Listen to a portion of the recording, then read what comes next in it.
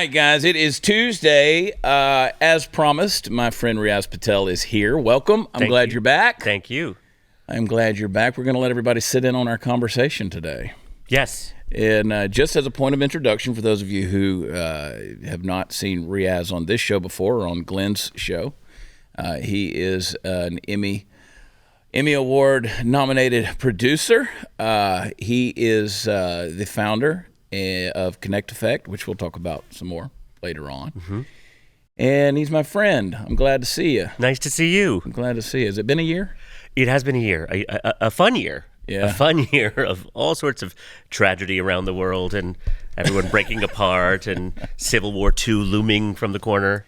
Well, we're here to let everyone sit in on our conversation, our debate, our discussion, our dialogue. Yes. And we've got some topics. I thought about us just taking those topics and drawing them out of the hat, but we have some semblance of order that we'll try to get to. Yes. Ideally topics that everyone is fighting about. These are hotbed issues. Hotbed issues that's breaking the country apart, and you and I represent in many ways two different points of view. Yeah. And so let's see, as we discuss them, where we end up. I don't like to classify people. I don't like to label people.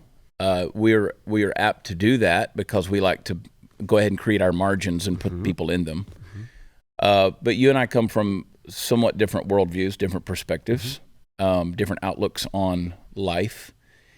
You would consider yourself a liberal. I would. I would consider myself a conservative. Mm-hmm. You're not a progressive. No, I think I'm more of a liberal. I think my life, which I think is a fantastic word. Yeah, I think my life comes from a more liberal agenda. I mean, Yeah. I'm gay. I'm married. I have two wonderful children that are the light of everything. That whole life would not have come from a conservative agenda, and I think that's why I'm more of a liberal. But I definitely often see and understand a conservative point of view. So do you think, and this is not on one of our topics, but you mentioned something there. Do you think that it is impossible, if not very, very difficult, to be living the lifestyle that you live, your choice of life, if you were coming from a conservative background? Do you think that conservatives make it hard for you to be you? I think they did. I think it's changed. I think the whole world has changed. Yeah. I mean, I would say the hardest part about being gay and the thing that I loathed about myself and the fact that I felt this way, that I knew I was different, I didn't want it, I desperately, desperately did not want to be gay, is I wanted a family. Mm-hmm. I wanted to be married. And I think the hardest part about being gay in the 80s when I was coming to adolescence was that I would never get married. It wasn't an option. I'd never have children. And so I'm living this life that I did not even dream of. And I think that's a source point of my hope in general, is that I'm literally living a life that I never even dreamt of. And so I think at the time growing up, yes, I think conservatives were much less accepting. I think that has changed. I absolutely think that I don't feel this. You think it's conservatives or more of a religious perspective? I think they were mixed in the day. And again, I'm talking about the voices coming at me, and we'll talk about this from screens, that it was generally the Christian conservative that had a problem with it. And I think that, my own parents had a problem with it at the time. Family members had a problem with it. So it was a different era. And I think we move forward in certain ways and attitudes change. So I don't feel, I'd have to say, I don't feel any judgment when I'm around conservatives these days. That was my next question. No. Yeah. No. Because I've heard a lot of people say that same thing from that same perspective. So I was wondering from yours if you ever felt any of that. I think sometimes I feel like the moral intolerance that I feel from the far left sometimes, I feel reminds me of the moral intolerance I felt from the right 20 years ago. And I think that's where they learned it from. Really? I really get that similar feeling. You think that still comes back from the screens and the talking heads that are in your ear? I think it comes back from the screens. I think it comes back from this sort of like, I'm not willing to engage you. And I think 20, 25 years ago, I definitely felt from certain Christian conservatives, it was like, I'm not engaging you on this conversation about who you are, your lifestyle, your background. I'll just pray for you. And it's the sense of like from the far right, far left, that I'm not willing to engage you. Yeah. I just know I'm morally right, and I know you're morally wrong.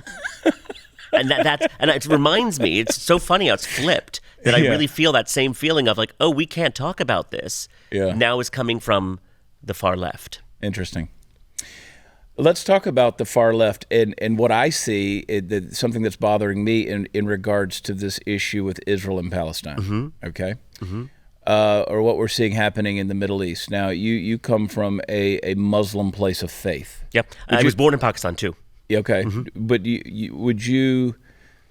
let Let me see if I can offer a delineation or differentiation that may not make sense with this question, but do you consider yourself a Muslim, but you're not an Islamist? No, I'm a Muslim, and there are many, many segments of Islam. It's sort of like Lutherans and Catholics and LDSs, that they're all sort of under this Christian umbrella, but they're very, very different. So I'm what's known as an Ismaili. It's in the Shia. When it goes Shia Sunni, I'm a Shia.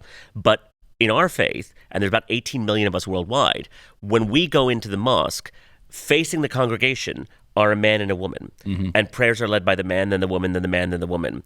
Women have to be equal. This is from the late 1800s. I have never known a world in my mosque, where women and men are not equal. And yet no one's ever heard of us, but they've seen all the images of the men in the sludgy colors all like bowing together, which we don't do. So I'm a Muslim, but I'm a very progressive sect of Islam. You would be, I would say, almost like Unitarian Universalist in the Christian faith, maybe? Sort of. Or You're Presbyterian, sort of like PCUSA, more of a liberal side of the Christian. Yeah, like I drop off my kids now to religious cultural classes on Saturdays, and we're a gay couple, and no one cares. Yeah. See, when I say the word Islamist, for those who would be listening, and if they don't know that, that's a person who wants to press their Islamic theocracy on the culture and the laws and the mores of a land. And even though people see a lot of footage of them, and the screaming and the hysterics, they are not percentage-wise a lot of us. I mean, there's billion of us, and most are just people. Indonesia is a Muslim nation. People just going to work, trying to provide for their families. The crazies, and it's sort of like the white supremacists. Like you constantly see this whole, like on the left, this idea of everyone's part of white supremacy. Yeah. I don't really think that the people actually wish ill and harm to people of color. So I would say this. I would say, and again, I'm saying this in relation because we're headed towards this topic about the the Middle East, particularly Israel and Gaza. Okay. So I would say that while there are Muslims who love and pursue peace, I don't think Islam, by its fundamental nature, is a peaceful religion. I think Islam is a religion of peace. I think it becomes that thing of where does religion end and politics begin? That I don't think there are that many differences in, and talk to people who are Israeli and talk to people who are Palestinian who work side by side, live by, and date each other. Yeah. It's but a again, political thing. Those who are Islamists, which again, I understand. Islamist is a very specific That is a specific sect of the Muslim. It's not even a sect. It's a label that's been created for those who absolutely are pushing that above all else. We would call them extremists. In regards to that. We would call them extremists. They would want you dead. Probably. Yeah, they would. They would. Hamas would want you dead. Probably. There's no probably. They would want you dead. They would definitely want me dead because I'm not towing a certain line of all us all the time. Yeah. Correct. Because I don't think that Hamas wants necessarily the Palestinians that live amongst them to be alive either.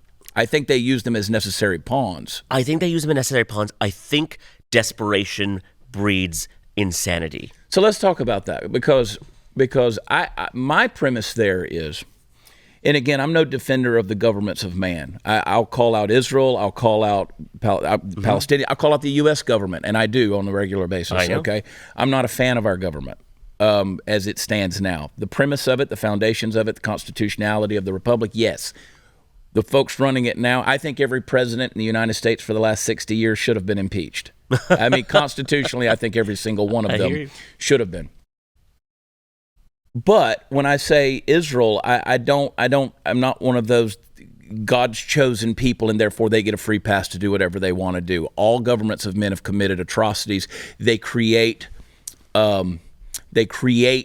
nightmares in the midst of people. They do. And I've heard you say it, that Hamas arose because of something that was happening. Now, my premise there is, there are people who say, well, it's a battle over the land. I don't believe that it's a battle over the land, okay? Because Israel represents less than 1% of the Middle East. It's tiny. It's a tiny little spot.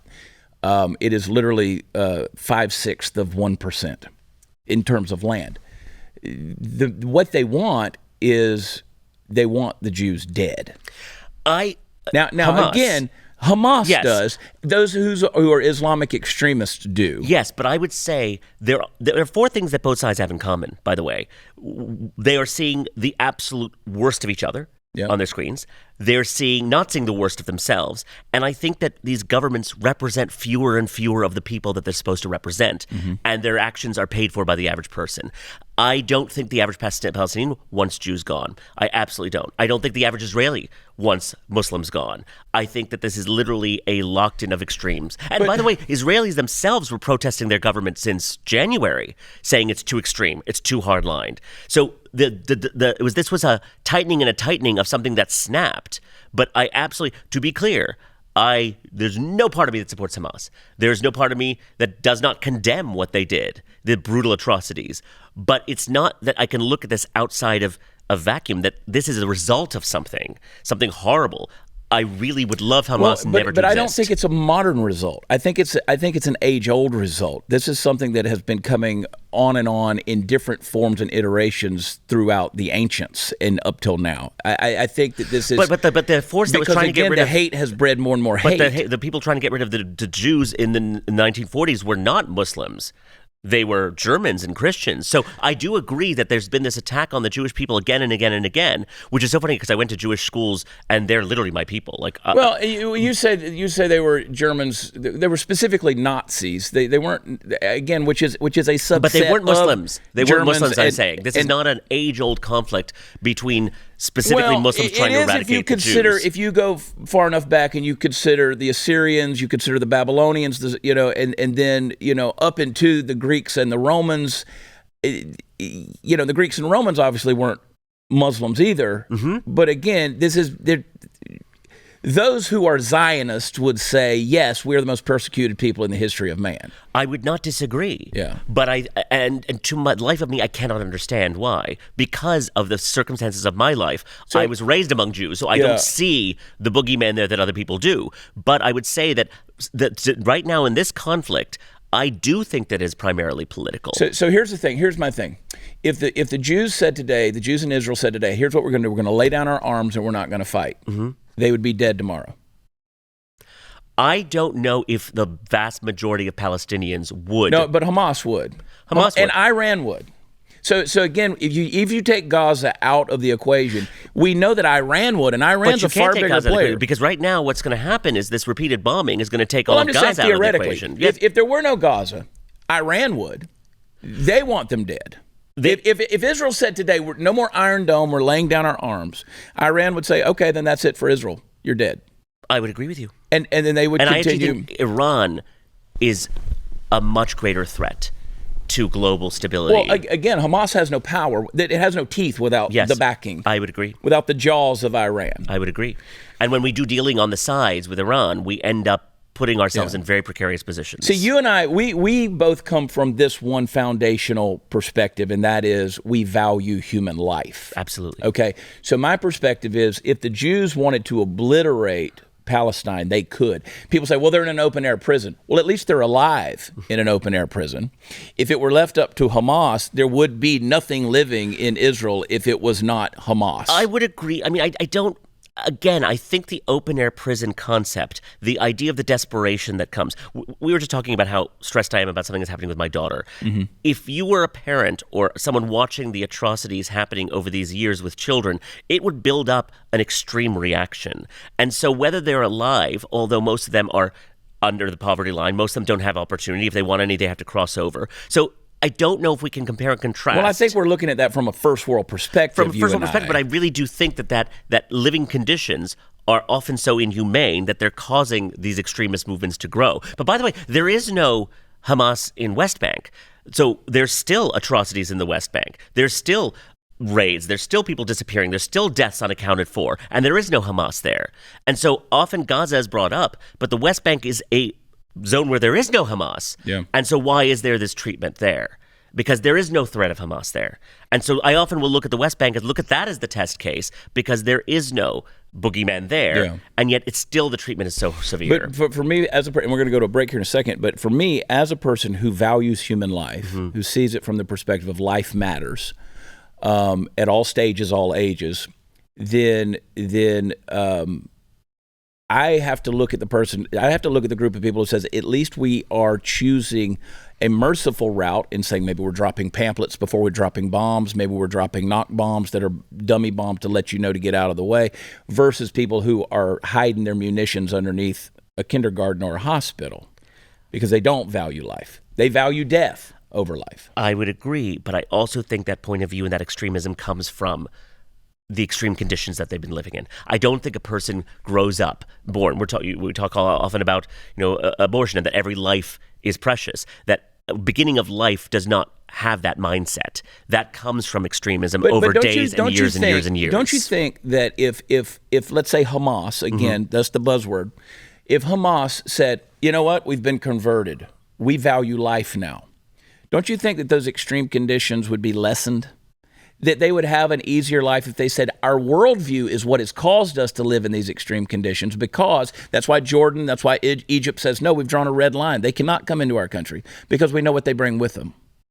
Again, the West Bank is then a different situation where there is no Hamas. Why are those extreme conditions in the West Bank as well? Well, again, it comes from an extreme worldview. Agreed. I think there's an extreme worldview that values death over life. But it's both sides. And again, I would point to the own citizens of Israel who are protesting their government since January, saying this is too extreme. Yeah. And I do think that these leaders, and again, we could talk about America as well, are becoming more extreme, and they're not representing the majority of the people they're supposed to represent. Yeah. And these big swings that they do are the costs are paid for by the average person, which I think is grossly unfair, because I don't think that they represent the average person. And then all the footage of the protests from January, the Israelis were saying this is too extreme.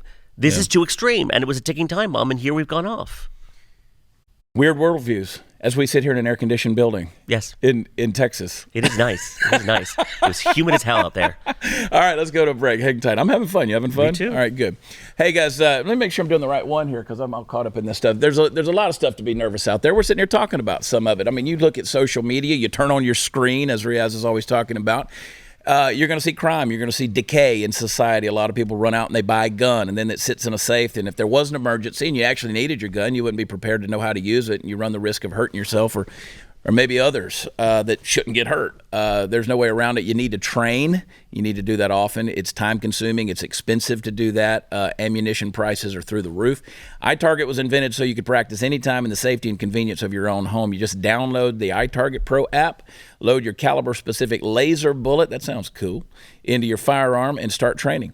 You can practice alone, compete with friends. You can use it to safely train friends and family who are new to firearms. Go to itargetpro.com. Get 10% off at checkout when you use offer code CHAD. I spell it Chad.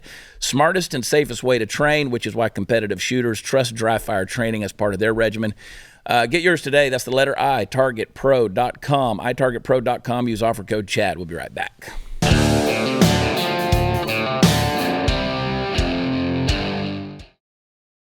All right, let's segue the topic a little bit, because I think this ties in, and this is kind of where we want to go with this now, because we're talking about borders and accepting people in, and who's allowed, who's not. Let's talk about our border. Let's talk about the U.S. border. Let's talk about what's going on at the southern border here, because one of the things I've been telling this audience is, for the last number of years, Hezbollah, who's very problematic, they've been going to Venezuela, and now the largest import into America by illegal immigrants right now is Venezuelans coming, and many of them under the influence of Hezbollah.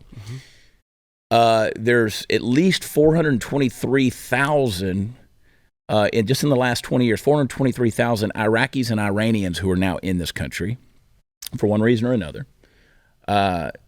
We have would you call it an open border or a closed border or something in between? To be totally honest, I would say it's probably an open border. And I'll tell you this because I was speaking to someone from Tajikistan who was saying that, a Muslim, who was saying that they're calling up all these young men in Tajikistan to fight for Russia. And they have no interest in the fight. They have and so what they're doing is they're escaping. and they're going up through Mexico because they believe that they can get in. Yeah. And so I do think it's an open border. And I think when people ask me... So they're recruiting them to fight on behalf of Russia. Yes. And sending them to the southern border. No, they're saying to escape that situation. To not be called up by Russia. They're escaping. And so I think there's an understanding that the southern border is not tight. But it's funny because people always say to me, well, why can't the other Muslim nations accept these people from Palestine? Mm-hmm. And I would say, well, look to your own southern border, that most of these people coming up technically are Christian. So you worship the same God. Why aren't you accepting them? Because A, there's factors that you have practically in your country in terms of opportunity, in terms of jobs, in terms of employment. There are also nefarious elements coming up through them when you can't secure it. It's the exact same reasons why these bordering nations, even though they all look brown and Muslim to everyone else, there's major differences between them. And the regions around them, Egypt has massive problems with poverty and unemployment and instability. They can't just accept any number of refugees for the same reason that we don't. Well, then what's wrong with us? Why don't we have the common sense to understand that? Look, in most solutions, I think the truth is somewhere in the middle. And I do believe right now that this is a situation where the border is very open. Yeah. And I think there are lots of nefarious. In fact, I generally don't. My big superpower is I listen. So I'm in an Uber in New York, and I was talking to someone, and I asked him who he voted for. And this Latino cab driver actually took a moment before he trusted me enough to say he voted for Trump. And I asked him why. And he said, because of the southern border. And he said, I can take you to areas in New York City which used to be drug-free and safe, and now they're not, because they're all coming up through the southern border. And so I do believe that this is a real problem, and the repercussions of this we will face for time to come. And I would say most conservatives that I know are not anti-immigration. They just want there to be some security in a border. Let me ask you a question, and this goes back to our earlier topic. Would you be more worried about a splinter cell of extreme Zionists popping up or extreme Islamists popping up in the United States? I would say drug cartels more than either. No, of those two. Which would you say? I only choose A or B? Yeah. Because I'm not worried about a group of Jews rising up. It's the ones I'm afraid of are the militant extreme Muslims. Those are the ones that worry me, because those are the ones who, and they are in this country. There's no doubt about it. We've had 18,500 gotaways in the first 2 weeks of October, which represents the first 2 weeks of the fiscal year of 24. That's from the head of Border Patrol, who's already reported that. We have no idea truly how many have come across. We've already arrested 250 that are on the terror watch list. So we don't know how many are here. And I can assure you that no one on that terror watch list is Jewish. Yes, but I would also agree that if you change what you're looking for, it'll change what you see. I think people are looking for the brown people who are suspicious. And I think my nervousness, you can see my palm sweating here. My nervousness in this conversation is that it creates the sense of that they're out there everywhere. And I think that does. I think they are. It's like white supremacists. It's literally like white supremacists. I would say that most people on the left would say that the majority of white people are white supremacists. Wait, I don't think they are. And I think there's this fear of microaggressions and aggressions from anyone who's white, which I think is an exaggerated fear. Are there things to be afraid of? Yes. Yeah. Are they always expanded on our screens? Yes. It's like people don't let their children play because they were so afraid of kidnappings, even though statistically there weren't that many kidnappings. Right. So I agree with you there are dangerous elements. The truth is not that they're not. It's how many. And what does that culture of fear create? Right. And I think it created a culture of fear around all white people now. Well, there's two things to that. One, there are white supremacists. They do exist. There are violent white. There are neo-Nazis. They do exist. And I would not want to be a person of your melanin, of your shade of skin, to get caught in the middle of that deal. I wouldn't want to. And that makes me very nervous. And that's not coming up through the border. That exists here. So there is no net keeping them out. But here's the difference in the philosophy. White supremacist philosophy, their worldview, and actually their religious belief doesn't say, you know what we're going to do? We're going to take over the world by completely repopulating the earth. Extreme Muslims do embrace that ideology. Agreed. But yet again, we've spent how many minutes of this conversation on what is an incredibly specific number of crazies, absolute crazies. But it really only takes one. It takes one in any way. I mean, I just drove in from Oklahoma. You see what Timothy McVeigh did with one box van and a pile of fertilizer in the Murrah building in Oklahoma City. It only takes one to cause a lot of damage and tragedy. So that's why I asked that question. It's a leading question, obviously, But again, am I you more only worried gave me about two options. To me, the options that I fear more. Well, let's talk about the cartels. Are a cartel cell or a white supremacist cell. Yeah. That absolutely is here. There's no way to Are you keep more them worried out. about? Are you saying that you're more worried about a white supremacist cell than you are an extreme Islamic cell? I think they both have the ability to do horrible damage. Timothy McVeigh was Exactly. a white man. I can appreciate that. I mean, I really do think it's sort of like which poison is more poisony. Like I really like we can't really like which pain is more painy. Like I think at that point, to me the thing is that most people walk around now with this fear, this constant fear that it's everywhere. Yeah. And I don't think it's everywhere. And I'm not a delusional person. I'm a gay Muslim immigrant. Trust me, I know hate. But I really do think that this concept of everyone being afraid and everyone being angry all the time doesn't allow us to ever have solutions. Like, it's amazing to me after a school shooting how everyone will blame each other's side. And I'm like, the truth is going to be somewhere in the middle. Like, the solution's going to be in the middle. I don't know how you pass really thoughtful gun laws without looping in the NRA. Right. But I come back to worldview. I think everything is that paradigm through which you see your world. So if a shooter writes a manifesto, they see the world one way. And again, it's not fair for me to say a Muslim flew an airplane into a building and therefore I have to blame all Muslims. I don't think that's a fair assessment. If some whack job walks into a school in Charlotte, North Carolina, God forbid, and shoots it up and says, well, it's all white people. Or all people that wear a T-shirt that has the Second Amendment on it or something like that. Right, but there's more of you around, and I know enough of you to be able to know how few of you are dark and dangerous. Right. How many Muslims do you know really well? A few, yeah. Okay. I know thousands and thousands and thousands of Americans. So because I am a minority, I'm always very careful and aware of how minorities are being portrayed. Yeah. And I think this gets to, well, we don't want to jump the gun to DEI, but I think I'm totally with you in terms of there being nefarious elements. I think the amount of time we spend on them makes people think that there are more of them than there are, or that there's something in Islam itself that promotes this behavior, and it really isn't. It's not in there. And again, I just know from my time, the years that I spent in and out of Nigeria, you would fly into Lagos, Nigeria, you would go north. Once you got north, there was only so far you could go, because when you get into the northern part of Nigeria, then you're in Muslim Nigeria. You will die. Mm-hmm. You go to Kanu, you will die.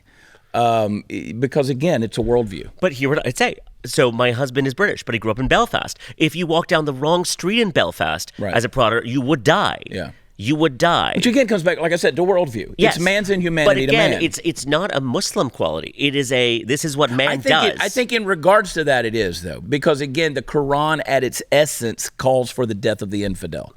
They literally call for to paint the world with the blood of the infidel.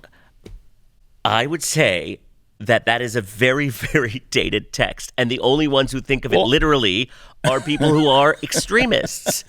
All ancient texts are dated texts. I mean, all religious manuscripts are going to be dated. I get that. So I think they truly believe that. They believe in fulfilling that. They believe that is the call of the Prophet Muhammad. The extremists do, but you have entire Muslim nations. There's 1 point some billion of us that don't think at all about it, that have no issue with it, who live in pluralistic societies. And I can concede to that. I can concede to that. And again, I don't walk into. Well, I say that. I was going to say I don't walk into the mall with my head on a swivel. These days, I actually do. I do too, with awareness of my surroundings. Too, but I'm not looking for the brown skin. I'm not looking for the brown skin person either. I'm looking for the person who feels alienated, isolated, lonely, who's probably a white guy because of what's happening now in the world with the attack on white men in terms of them being blamed for everything. And that's the person I worry about. But see, when we talk about the drug cartels, and I know we're mixing a ton of issues here, and that's okay. It's a good conversation. I think that whenever we talk about the drug cartels, see, that's another worldview. Their God is money. Mm-hmm. Their God is money. Again, they say, "Oh, we're Catholics and all that." No. Their God is money. Everything they do is motivated by money. That's why they are running the drugs, running the fentanyl, the prostitution, the trafficking, the smuggling, all of those things. Every bit of that is because ultimately of money. So again, it comes back in my mind of an evil worldview, and they're willing to do anything to preserve that. I mean, I would say I could think of many governments that their god is money. Yeah. I would say the American America's government. intervention through. I mean, what America's doing Southeast right now Asia, with Ukraine and everything all else. Of it is there's right now, my Armenian friends are so upset and there's so much going on with Armenia right now, but it's not remotely fiscally interesting to us. And so it's not even on the news. And, they're Christians, they're people in a horrible situation. Is there another genocide coming? Barely makes the news. Well, perfect example, and we got to go to another break, is when the whole thing popped off in Ukraine, we started sending billions and billions of dollars. I said, don't y'all understand these same things are happening in nations in Africa? Correct. And no one in America, no one cared. No one cares. No one cared. I mean, not in Africa, because Africa is always like somewhere else on the news. You barely see it. Right. It's like, oh, look, there's a fresh water plant. That's the big news. But you're talking about Armenia. I mean, that should be something that we should know about. But it's not remotely interesting, and it's not in the news. All right, got to go to break. These breaks. Let's see. Well, yeah, there we go. Since the early days of Blaze TV, you guys know we've been fortunate to work with the folks over at Relief Factor. They brought that, at the time, unknown anti-inflammatory to the marketplace. They tested it out in their hometown of Seattle. It showed remarkable ability to reduce pain for a lot of different types of chronic ailments. And Relief Factor is something that I take. I love it because it's an all-natural alternative to pain medications, and you can trust it to keep you pain-free. And it will keep your inflammation markers in check. Inflammation is not only the chief cause of pain, but it's also a factor in many other diseases. And I know that Relief Factor works for me because I feel the difference. And so there's hundreds of thousands of people who order Relief Factor every month. Most of them, about 3/4 of them, reorder it because it works for them. I think it'll work for you as well. So get their trial pack. You can do it for only $19.95 and see if it'll work for you to reduce your pain. Go to relieffactor.com or you can call 800-4-RELIEF. Relieffactor.com. We'll be right back.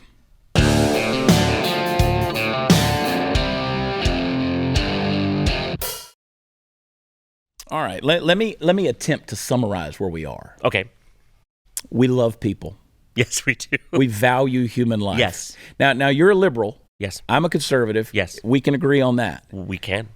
We believe that people are marginalized. Yes. That it creates extreme conditions in a lot of situations. Absolutely. In fact, I would say January 6th is an example of that. Yeah. Like, I would say that the people who entered the Capitol, I don't think represent the vast majority of conservatives, and yet you're all lumped in together. You're all people willing to storm the building, take over it. I mean, I think that was an act of desperation. And I think it was an act of desperation because they saw an injustice and they wanted their voice to be heard. And I don't even think that everybody that went into the Capitol or even was at the Capitol necessarily felt the same way as others. I would agree, and I think that a lot of Muslims get all generalized together when the nefarious elements are actually a much smaller majority. Now, here's the thing is, you're going to have to take my word for it because you don't know that many Muslims. I know enough conservatives, tons of them, to know that those people who stormed the Capitol or who have those groups are not the representative of the norm. Yeah. So the reason why I do these media appearances, even though I'm a producer, is because somebody needs to humanize a side where there's not a lot of us in people's lives. Yeah. We're going to talk a little bit more about that in a little while. Sure. What, you want more Muslim friends? Well, I've got a few. I'd surprise you with my white redneck upbringing. I don't because I've traveled the world. Listen, and I agree. I paraphrase Mark Twain, who said, "Nothing destroys prejudice like travel, and nothing destroys travel like prejudice." Connection is the key to everything, because most of the people I know who have extreme positions generally don't know the type of person that they have an extreme position against. Right. They just never met them. Right. And so that's where it comes from. The second you meet and sit down and you realize, oh, you're not the two-dimensional edit I'm seeing on my screen. You're a real person. Yeah. That shifts everything. But I've spent extended time in many countries to wake up with a call of prayer on the speakers at the mosque. I can hear it out the window. I've awakened to that in the morning. I've heard it throughout the day. I've been with that. I didn't wake up with this innate fear of going, oh dear God. Yeah. There's Muslims among me. There's something. My sect of Islam doesn't pray 5 times a day, but I'll say when I am in a Muslim nation, it's a funny thing. There's this lovely moment where you're like, oh, we're all just going to stop here and be spiritual for a moment. It sort of resets people in a very nice way that I think a lot of spiritual people of other faiths, Christian conservatives, can understand. It's like there's no spirit anymore in your daily life, and that sort of forces you to be like, oh, let's take a moment now, even if you're in the middle of like this aggressive transaction, to just stop, recenter, give thanks, that there's a real upside to it. Even if you don't stop and pray, there's something actually quite charming about when you're in those nations I'm traveling and working that I'm like, oh, I love this sort of reset moment. Yeah. Now, I still contend, and this is a place where we would maybe disagree, I still contend that at the foundation of Islam, that's not them trying to find a spirituality is not the fundamental of the Quran-driven Islam. I would disagree with you. I think the thing about Islam is that it also was a very practical book. That it was a book about how to live life. Now, a lot of that is dated, and it was also very centered on what was going on at the time in terms of the wars, in terms of, I mean, the Quran has so many specific things about how you write your will. Like, it was a guideline for a very specific time. I think whether it's in the text or not, I do not think that most Muslims around the world, the billion, think about that as an important element of it. But when you think of governments of countries that are primarily and fundamentally Islamic or Muslim, they never lead to peace. Those countries never live in peace. I think that's a broad stroke. I'm not saying they don't exist, but by and large, they don't exist. I don't agree with that. I don't think that the government of Pakistan is trying to do anything but keep itself going. But they can't. But they can't because of sanctions. Because again, but again, they do have a religious problem. The only stability that Pakistan has felt over the past chunk of time was after 9/11. Musharraf stuck his neck out and said, "I'll help you guys get these crazies in the mountain that, by the way, you funded." And by the way, who supported Hamas in the beginning? Hamas was supported by the U.S. as a way of going against Arafat and the PLO. Don't get me, we tend to put our money behind the wrong guys that come back to bite us in the ass later. We have created our enemies consistently. I agree with that. I think a lot of the instability that happens in the Muslim worlds comes from the U.S. playing this game of chess. But I go generally, we've got the oil. You've been playing a lot of chess on our playing fields. But I'll say it from this perspective. I'll say it from this perspective. You take the Hindus of India, okay? They deal with an, quote, overpopulation problem. That overpopulation problem really is a religion problem. They won't kill the rats because they worship them. The rats eat the grain. They have trainloads of grain. They can't, and so they're starving to death. And therefore, they blame overpopulation. So again, that becomes a religious issue that leads to an extreme situation. But I really do think that religion and culture and politics all get mixed, and it certainly has become mixed in the U.S. for many years. That I do believe that we were a nation where Christian values were absolutely upheld by the government. And there's some value in those values as well. They're not all bad. But I think you can't really delineate where the line is between a faith and a culture, because I would say a lot of the problems now in the Middle East are not faith-based. I think they're political-based, and I don't think they're cultural-based. I know most of the Muslims and Jews I know get along perfectly well and have dated each other and worked together. I don't think it's religious or cultural. I think it's political, and I think a lot of the instability that you feel in the Muslim world comes from political ends that then inflame these extremist positions. There's a country, and I can't remember which one it was. I want to say Syria, but I don't think that's right, where the president has to be Christian, the vice president has to be Muslim. Oh, I don't know, but I love that idea. Like the Secretary of State or whatever has to be Hindu. Like it's a policy. Oh, that's interesting. I need to look that up. We'll look that up at the break. like that idea. I mean, and I think the whole idea of like more people being seen and heard makes sense. Yeah. And I mean, right now I would like even America to have a leader who represents more of the people than rather the extremists. But like you probably do, but I don't believe in the coexist bumper sticker. I don't think philosophically and fundamentally they can coexist if you take them on their foundational levels. But I think if you take them on the foundational levels. When Jesus said, "I'm the way, the truth, the life," Muhammad is not a way. Shiva is not a way. For that extreme point of view. But I also think when we're talking about coexist, we're not saying that everyone has to believe everything. I don't think that's extreme. I think that's just fundamental. I think that there is a way for people to absolutely live side by side. And that was the way America was founded. Do you think America was? But do you think? But again, it came from a Judeo-Christian ethic. It came from actually, when he was writing it, there's actually the whole thing about how Thomas Jefferson had the Quran and had it translated, and there are parts that he put into it that were from Islamic thought. Well, there were, but I mean, there's yes. Don't you count us as an influence? Like you're like Judeo-Christian. I'm like, wait, there's an actual. But he also created. I think he pulled the best of all to create the experiment. Yeah, they also created the Marines to fight the Barbary pirates in North Africa, which were Muslims. So while he took the prose from the Quran, he was at the same time making sure that Barbary pirates weren't murdering American sailors. There's a difference between culture and religion and politics. There is a very difference, and that's a very valid point. It's a valuable point, not just valid, it's valuable. And I try to explain that to so many people, that there is a difference between culture, politics, and religion, and there should be a difference there. There should be a difference. But we have a hard time. Those get very blurred. I would agree. They get very blurred. We're going to do overtime, by the way. So those of you who are watching and listening, we're going to keep talking as we get into overtime because we could do this forever. I'm up for it because we're good at it, and we care about each other. We absolutely do. And that's what makes this effective. The problem is, Riaz, the problem is so many people don't care about each other. Because that's the issue. They've been told not to. There's a whole system I developed of how to connect with people, and the first step, it's epic. The first step is equalization. I have to believe on some level that you are profoundly my equal. I'm not better than you. I'm not smarter than you. I am your equal. I do see you as an equal, and I know you see me as the same, which is why we inherently can disagree and talk this way, because at no point am I diminishing you as a person. 100%. We're not name calling. The shoes, I could. Those are fish. That's a fish. You can't see them. I'll take them off and show them to you later on. That's a fantastic shoe. The shoe I don't have to support.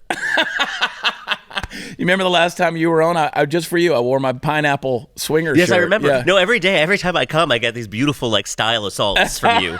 And I think you think about it. You're like, oh, the gay guy's coming. How can I offend his eyes? Brunch, mimosas, and redecorating. I promise you a gay man would fix the world. I've seen you on your Instagram. You dress a lot nicer when I'm not here. It's your way of passive-aggressively attacking me with your wardrobe. I don't know if you're going to flirt with me or some weird shit, okay? No, not with those shoes. I'm not your type. Your husband's not here. Come on, we can flirt. All right, we got to go to another break. Hang on, I think we got this. Oh, yeah, by the way, I'll just tell you guys.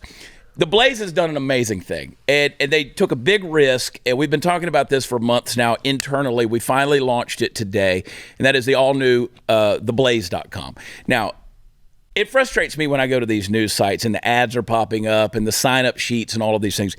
We flipped the script. We've made history. We have now taken big tech overlords out of the equation. We've gotten rid of the ads, and now we're relying on you to support us to be able to tell you the truth. So if we wanted to talk about Hunter Biden's laptop or COVID conspiracies that turned out to be true, or, our friends Daniel Horowitz or Sarah Gonzalez or Lauren Chin said something that got them demonetized on a big tech platform or got them banned and censored altogether where you can't even find their content anymore.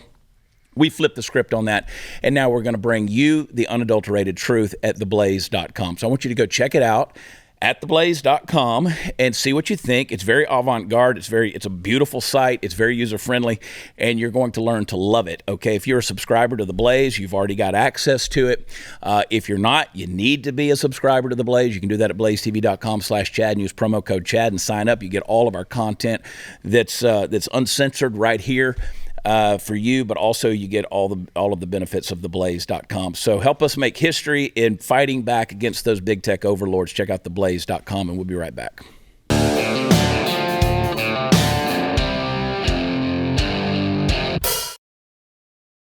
All right. You and I could talk for hours. Sometimes we do. We're going to continue talking in overtime. Wonderful. I want to encourage people to check that out. That'll be posted up on Friday.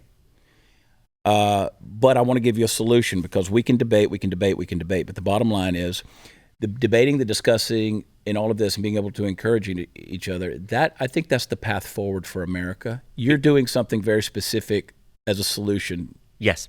Called Connect Effect. Tell me about it. So for about 7 years, I've been traveling the country, bringing people together in the middle of the divide, all backgrounds in Alaska, New York, Texas, and it amazed me. For the first few years I would do it, how they would talk at each other, that they didn't really see each other. They saw each other like this, like, oh, I'm talking to you, but I'm looking at you as an edit of something I've seen before. And I was like, wait, how can I get them to actually see the person in the real world? They're seeing each other through the screen world. And so Connect Effect is a 60-minute entertainment experience. It's a bit like interactive theater. I'm an entertainment guy, so it comes from that way of, if you're in an entertainment show, you're giving over to something else rather than just engaging through information. The problem with bridging right now is all we do is go back and forth with information. You've got studies, I've got studies. You've got stats, I've got stats. It all goes to the brain and ego, nothing works. Yeah. So the idea is to go in a different way. Can we hard reset everyone's humanity so they're able to actually see each other and talk? Because chances are, even if I'm sitting next to an African American, I don't know if I've read the right book about them. I won't know what their experience is until I ask them. And so we use this on college campuses. We use this in communities. It's not even for politics. It's for human connection in general, because the isolation through screens is insane. 1 in 4 have no one to talk to, and 1 in 2 feel alone most of the time. And that isolation from screens leads to this extremism where you're not engaging with people, you're not talking to people of differences, you're just sitting on your screen and you're seeing more and more of what you hate. The darkest part about the screen is not that it gives you what you like to like, it gives you what you like to hate, which is why if I feel like, oh, Muslims are the enemy, Facebook is lovely. Like, here's 55 more things that you're going to hate about Muslims. And so everyone goes down these rabbit holes. What we do in Connect Effect is we take people, it's up to 80 people, and it's this entertainment show, and they go through it, and at the end of 60 minutes, they are absolutely able to see each other and talk productively across divides, backgrounds, and what I love most is generations. I love the idea of intergenerational friendships, because I think older people absolutely offsets physical ailments when they're connected and for younger people, mental illness, that they have people who are older, wiser, and they can talk to. So my lane is really, my work in Hollywood has always been about transformation. So politics is something that interests me, but it's more as a result. The differences in politics come from the differences in the separation. That if you spent more time around, my mosque and all, you'd be like, oh, I understand a different dimension here than I've just read or seen or talked about. And so Connect Effect, it's info at connecteffect.us. We literally can do this anywhere, and we do it in colleges where people don't know how to introduce themselves, or companies where they're saying, come back to work, but no one really knows each other and it's awkward and they don't want to talk about, or anywhere where there's this existing community that needs a revitalization of connection. Yeah. That's what we're doing, because that's the only way. Yeah. There'd be a school shooting and I bring parents from the same community. I did this as a podcast special with Glenn. I bring 7 Americans, all parents, same community. What are 3 things you can agree on? And they couldn't, because Nancy Pelosi was brought in, Mitch McConnell. I'm like, wait, Nancy Pelosi, they're not even here. Why are their opinions here? And I was like, oh, I have to introduce these people in a way that they just talk from themselves. Yeah. And it was amazing, that podcast, is we ended up taking a woman who works at the NRA, connecting on a personal level with the woman who runs Moms Demand Action. And for a while, they started going to each other's events, because really the only solution is going to be if we work together. It's not going to be my solution entirely or yours. And that's why problems keep not getting solved, is because we both cling to our sides and we don't actually collaborate on solutions. Yeah. The website where people can find that. It's connecteffect.us. .us. Don't forget, .us, Connect Effect, and that's EFFECT. Correct. Connecteffect.us. One quick break. We'll be right back.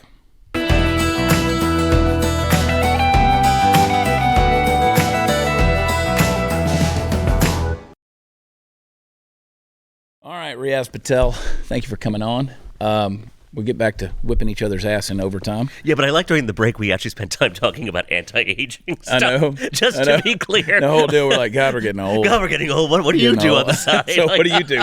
What are you injecting in your ass? We may be from different sides, but both really worried about getting old. So there's always a common ground, people. Neither one of us are going to do. We're still human. That's the thing. People are people. I said it when I was in Nigeria, Southeast Asia. I don't care. People are people, and redneck is everywhere. It's everywhere. Thank you. Overtime. We're going to keep talking. Yep. We're going to get more into it. I'm going to be in Tulsa, Oklahoma 3 nights next week, Thursday, Friday, Saturday, November 2nd through the 4th at the Looney Bin. So that's 5 shows, 3 nights. Come check it out. They're selling quick. Grab some of those tickets for the late show. Come hang out with us. Don't be one of those fuddy-duddies. We'll party. And then the week after that, Wichita, Kansas on the 11th of November, and Marble Falls, Texas on the 18th of November. Tons of stuff. WatchChad.com is the website. It's where all the fun stuff is. Go check out the live schedule. Maybe I'll come somewhere near you and you can come hang out with me. But check it out. And if you haven't checked out theblaze.com, brand new, go check it out. It's really, really cool. And please subscribe, blazetv.com/Chad. Use promo code Chad and you'll save on that annual subscription. Tomorrow's Wednesday, another special guest all week long. It's going to be fun. Love you. God bless.